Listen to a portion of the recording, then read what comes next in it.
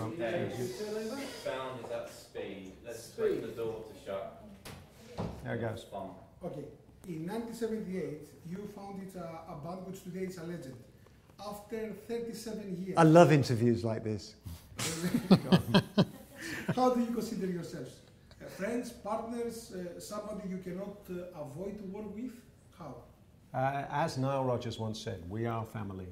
You know, we've been together for a very, very long time. We've been through all kinds of things on our journey, but we've ended up right now putting out the Paper Gods album, which is as good as anything we've ever done. So if you can do that together, that's why you stay together. Okay. Nick, how come you choose Rhodes as your surname, a name of a Greek island? Do you know, mostly because I didn't think Kos worked as well. Okay. Is that true? Of course, it is today. Your new album Paper Gods, will be produced by Mark Ronson, Nile Rodgers, and Mr. Hudson. Should we expect a funky sound album? Do you think funk is the new trending music? There's a lot of different styles on the new record. You know, our first album had a number of different styles on it. And we've sort of clung to that idea that we can play techno, we can play funk, we can play pop, sort of indie pop, and then there's the dark goth thing. So we're kind of going a little bit, we're taking the listener on a journey on this album, and we've gotten to do it in glorious Technicolor, and we brought in a number of different producers and a number of different guest artists to participate. But it's very much a Duran Duran experience. You know you're listening to Duran Duran when you're listening to Paper Gods. Yeah, I agree with John. I think that, you know, when you make an album, you want it to be a journey still for the listener. We grew up listening to vinyl records when we were kids, and in some ways we still think of albums like that. It's probably more like a CD actually, where it's a journey and we think of what track goes into the next track. I know most people listen on shuffle or they just take a track now, but still for us it's about producing a body of work that all fits together immaculately, and that's why we've spent the last 2 years doing this and nuancing every small element of the lyrics and the sounds on the album. It's very important to us that we're happy with everything. It always has been, and at this point, now that we all know that things sort of last forever like that, in different forms, floating around in cyberspace, you don't want to get something wrong. Okay. Mark Ronson is associated to Vintage Sounds producer. Will the new album sound vintage? Sorry. Sound what? Vintage. Vintage. Yes. Mark likes to find new ways of saying the old. He likes to take that vintage sound but give it a new spin. And I think we were very conscious on the songs that we did with him. Mark was not as involved on this album as a producer as he had been on All You Need Is Now. I think we have to give the lion's share of the production credit on this album to Mr. Hudson, because he came in about halfway through, and he's worked a lot with Kanye West and Jay-Z, and he's worked in that American hip-hop world, which is really pretty progressive. And he had some pretty, for us at least, he had some very modern, very sort of almost radical ideas about how the hi-hat could sound. You know, so he opened our minds quite a bit, and I think, you know, he took the album to another place. We then worked with Mark. Mark came back into the fold. But, you know, he wanted to work with Nile Rodgers. He'd never worked with Nile before, so he said, guys, I really want to, you know, do a couple of songs with you, but can we get Nile to come along too? So that was an interesting few days. But the album definitely doesn't sound vintage now, but hopefully in another 15 years it will. Okay, that's good. Duran Duran were among the earliest band to work on their own remixes. What was the rationale behind this decision of the group?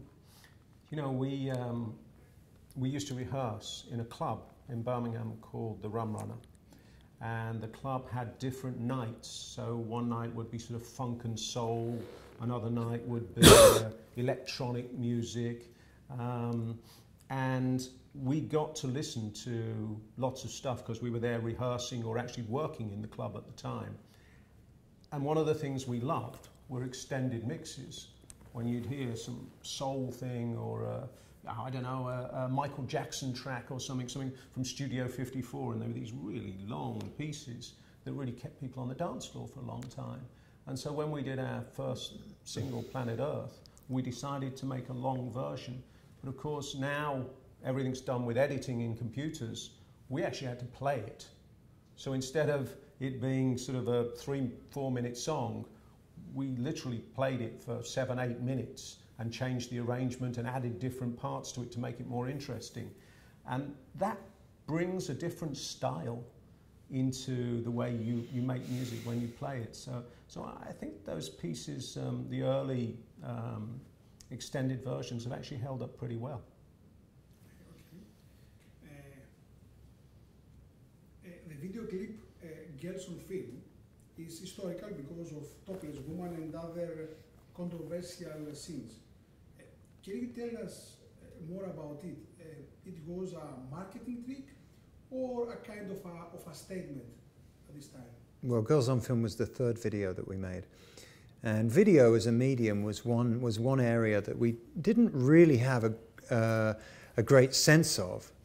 We didn't know that video was going to be an important aspect of our band's success.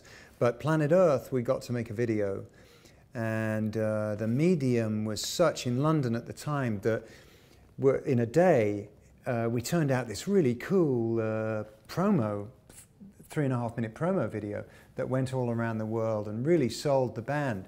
So we knew Girls on Film was a hit song. The idea that it would be a long-form video, that we would make a video that would last the length of the 12-inch mix of the song, but also that it would play in America. There was a trend in the dance clubs to have video screens above the dance floors, so people were going to dance and they were watching videos. So, you know, we thought it would be an interesting idea to give them something to get kind of, you know, excited about. So it was kind of artistic, but it was also sort of marketing. And then when the song got banned, and I think it was released by Playboy Video when it actually came out. So yeah, it was a kind of but it got us a lot of attention in the United States. The band made music headlines by deciding to release the Union of Snake video to MTV a week before the single was released to radio. At that time, the industry feared that video might kill the radio star. Easy 97.2, the radio station that I represent, is a radio station. So we as radio lovers think that radio finally killed the video star. Do you agree with that? I don't think anyone had to die in the battle between video and radio and TV and the internet. There's a lot of room for every format, and there's people that are big supporters of every format. Actually, I love listening to the radio when there's a DJ that can actually play what they want and puts really interesting music on that I haven't heard. If I hear the same 6 songs time and time and time again on radio, I turn it off and I go and look online or whatever it is. I think there was a time when MTV was extraordinarily powerful in the mid-80s because it was still rising and it had been such a powerful force when it was introduced in, 81, 82. Everybody wanted MTV. And so it was inevitable that it would have that moment. Then it turned into a TV game show channel, really, and became less interested unless you wanted your car pimped up. And so, you know, it swung back towards radio again. Duran Duran broke around the world through radio. We were very lucky to have MTV and lots of other TV stations with great shows around the world that helped, but we broke through radio. And I still believe, actually, that most powerful songs break through radio, or of course now, the internet. Should we expect any kind of surprises like the Union of the Snake Lands when you will be launching your new single? Well, you know, we're always trying to think of new ways to bring the music to the attention of the widest possible audience. It gets harder and harder, I think, with the internet, because it's so sneaky, you know, and you really can't control anything. But then there's a certain kind of comfort in that, because as hard as you try to control it, you're out of control. So, you know, the song is out there now, and it's working its way to the audience, and we're starting to get feedback. It's not going to be down to whether, you know, the BBC choose to play it, or whether a powerful radio station in New York is going to play it, or, you know, once it's in the internet, it's sort of out there, and it's between the it's for the people to decide. It's so different though now. We used to talk about what's the first position in the chart, the midweek chart position, and how's the record doing, and how are the record sales. Now we're sort of happy with, oh, it was the most retweeted song today, and oh, Vanity Fair have made it their song of the week. That's nice. Yeah. Different. Oh, here's your 5 minute sounds warning. like the door opening. In. Whoa. Okay. You did a lot of concerts, especially between 1981 and 1985.